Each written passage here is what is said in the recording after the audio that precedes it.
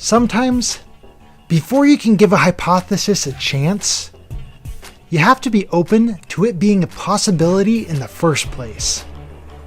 When my confidence in NASA was shattered, that made it a lot easier for me to be open to the idea of the flat Earth.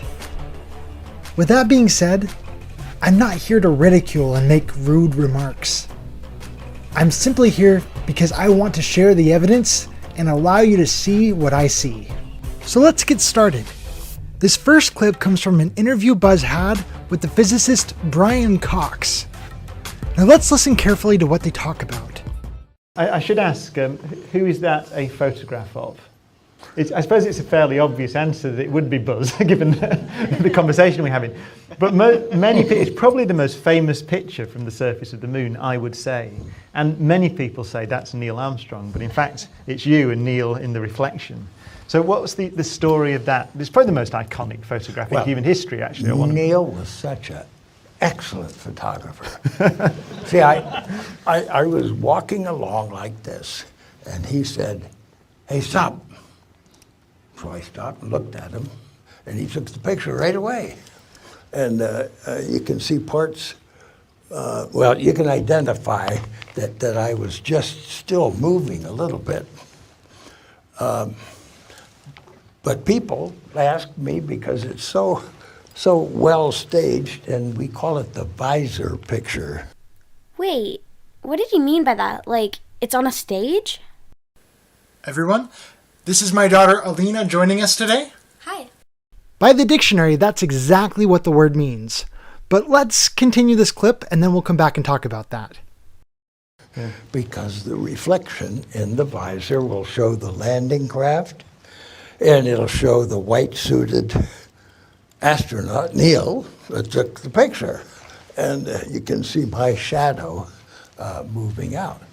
So we call that the visor picture. But people have asked me, why is that such a perfect, an iconic picture? And I've got 3 words. Location, location, location.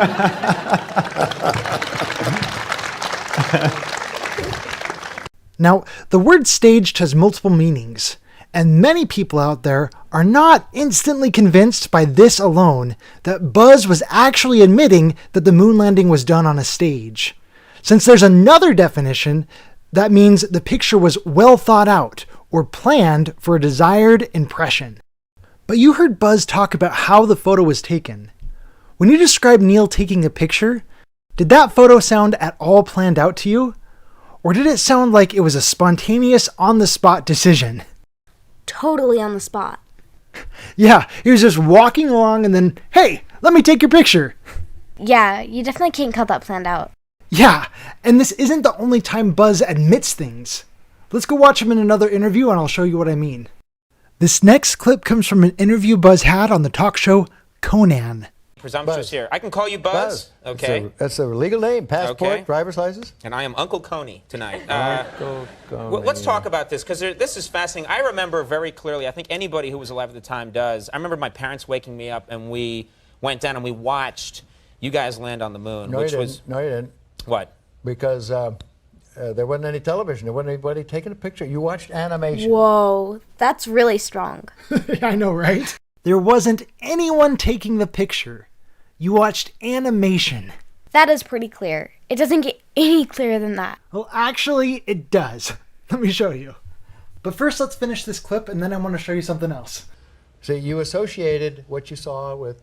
I have very hazy memories. Yeah, I know. Well, no, but what we saw was we all were gathered around the old curved top radio and listened. Talking about, how many feet we were going to the left and right, and then I said, contact light, engine stop. It was and exciting. A few other things, and then Neil said, Houston, Tranquility Base, the Eagle has landed. Man, how about that? That was very exciting. Not a bad line. Yeah. This was. So he was just saying what they listened to on the radio, but they didn't actually see anything. And everyone was just trusting what they heard on the radio.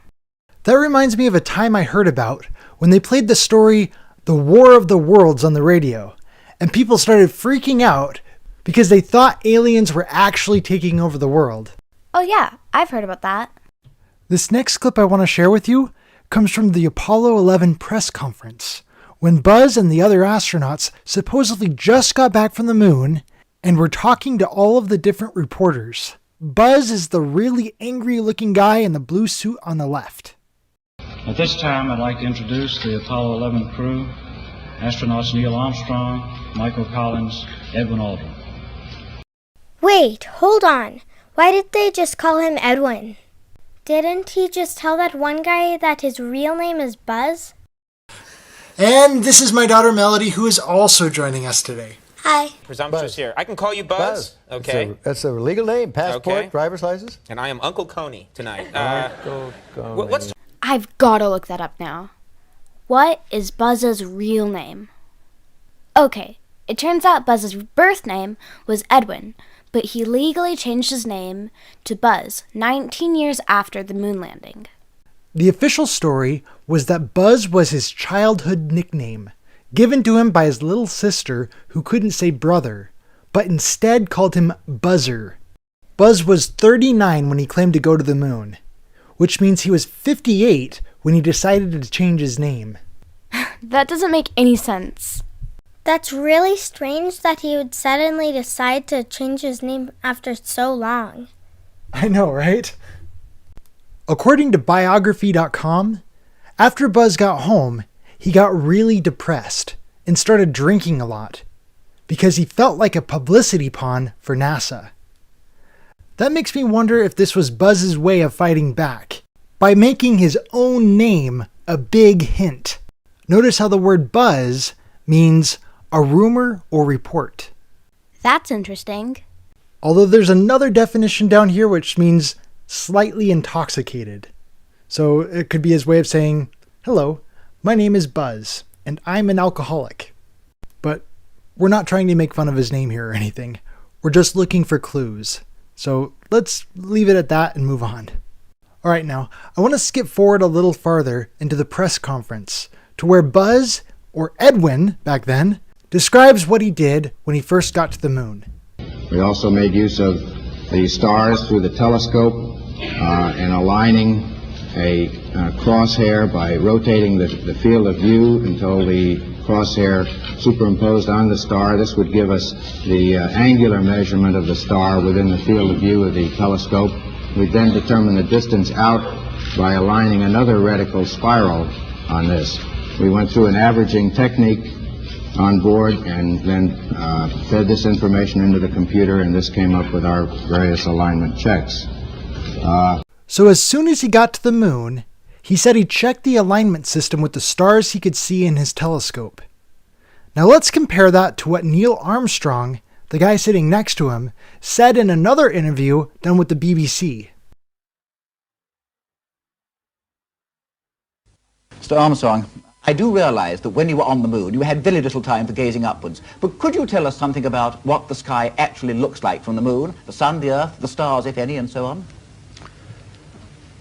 The sky is a deep black when viewed from the moon, as it is when viewed from cislunar space, the space between the Earth and the moon. The Earth is the only visible object other than the sun that can be seen, although there have been some reports of seeing planets. I myself did not see planets from the surface, but I suspect they might be visible. How could he look at the stars in his telescope if he couldn't see any stars? Yeah, it's kind of hard to navigate between the Earth and the moon depending on the stars when you can't see any stars. Exactly. Something else people love to point out is just how incredibly bored each of them look throughout their meeting. This is their big day where they just got back from the moon and get to speak to all the different reporters. But none of them look very happy at all. Neil?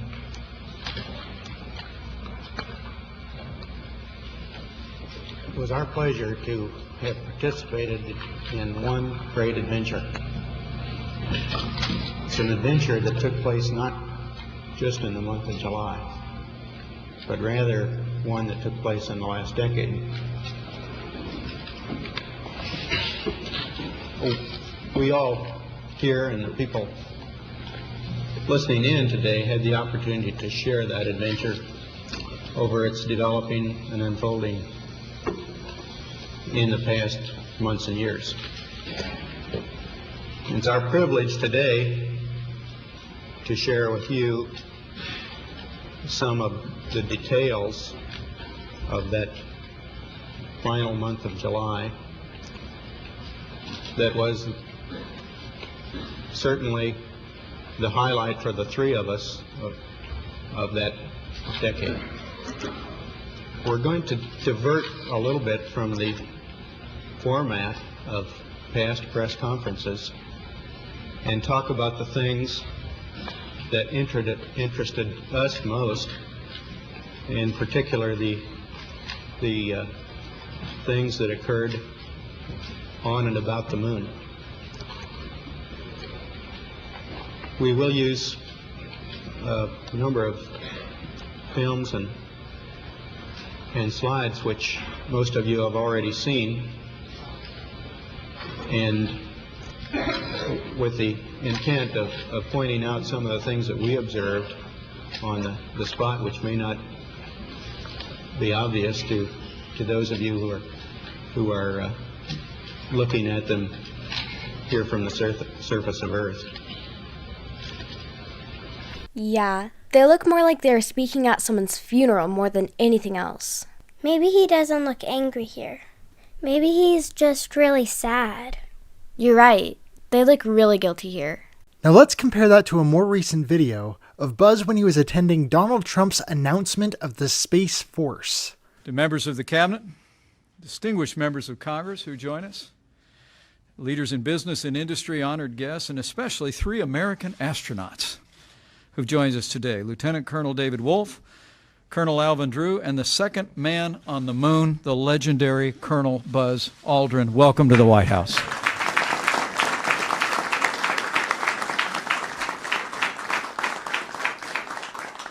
Did you catch that enormous eye roll? Joins us today, Lieutenant Colonel David Wolf, Colonel Alvin Drew, and the second man on the moon, the legendary Colonel Buzz Aldrin. Welcome to the White House. Yeah, sure I was. If he really went to the moon, then why would he do that? It doesn't just end there. He keeps making these interesting faces all throughout the entire speech. Today we're taking a crucial step to secure America's future in space by reviving the National Space Council after it has been dormant almost 25 years, if you can believe it. During the campaign, Vice President Pence promised that our administration, because Mike's very much into space, would revive the National Space Council. And with this executive order, we're keeping that promise. I feel very strongly about it. I felt strongly about it for a long time. His expressions are very different here than they were before. Wouldn't you agree? Oh, yeah. Definitely. I used to say, before doing what I did, I used to say, what happened? Why aren't we moving forward? Today's announcement sends a clear signal to the world that we are restoring America's proud legacy of leadership in space. How would you describe what his expressions are saying here? He's like, it's kind of like he's saying that he didn't actually go to the moon, and he's just like, no, I didn't do that. There's a whole bunch of lies, but I'll go with it. The human soul yearns for discovery. By unlocking the mysteries of the universe, we unlock truths within ourselves. That's true. Our journey into space will not only make us stronger and more prosperous, but will unite us behind grand ambitions and bring us all closer together. Wouldn't that be nice? Can you believe that space is going to do that? I thought politics would do that. Well, we'll have to rely on space instead. Every launch into the skies is another step forward toward a future where our differences seem small against the vast expanse of our common humanity. Sometimes you have to view things from a distance in order to see the real truth. It is America's destiny to be at the forefront of humanity's eternal quest for knowledge and to be the leader amongst nations on our adventure into the great unknown. And I could say the great and very beautiful unknown. Nothing more beautiful. With the actions we're launching today, America will think big once again. Important words. Think big. We haven't been thinking so big for a long time, but we're thinking big again as a country. Now watch as this guy walks up to Buzz and simply asks him to swear on the Bible that he walked on the moon. It isn't like he's asking him to do something really difficult here.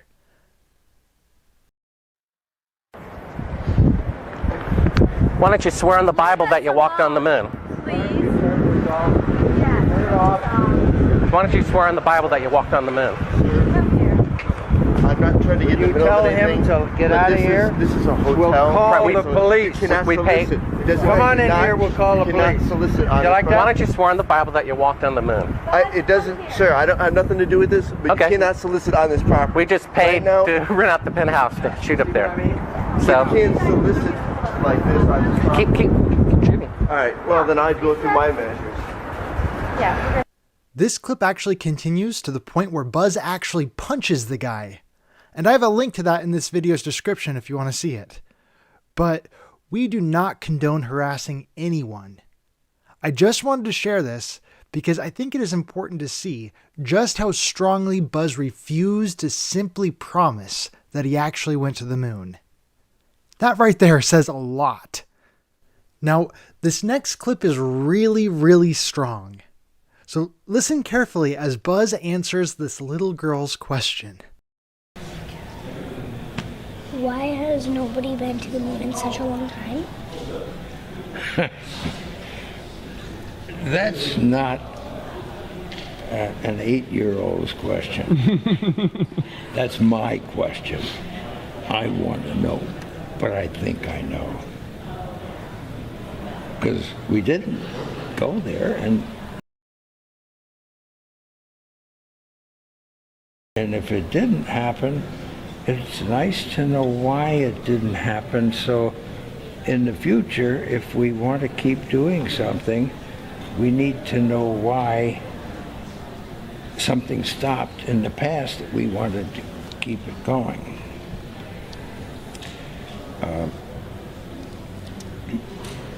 Whoa. Yeah, that's pretty clear. Especially after seeing all of those other videos. Buzz definitely seems to be our guy on the inside here, dropping us hints left and right that he didn't actually go. I mean, you just go to buzzaldrin.com, and what does it say one of his favorite pastimes is? Scuba diving! I wonder why. Though evidence that NASA lies does not prove that the Earth is flat, it certainly does open the door to accept the flat Earth as a possibility. This video is brought to you by the Flat Earth Institute of Science. Thanks for watching!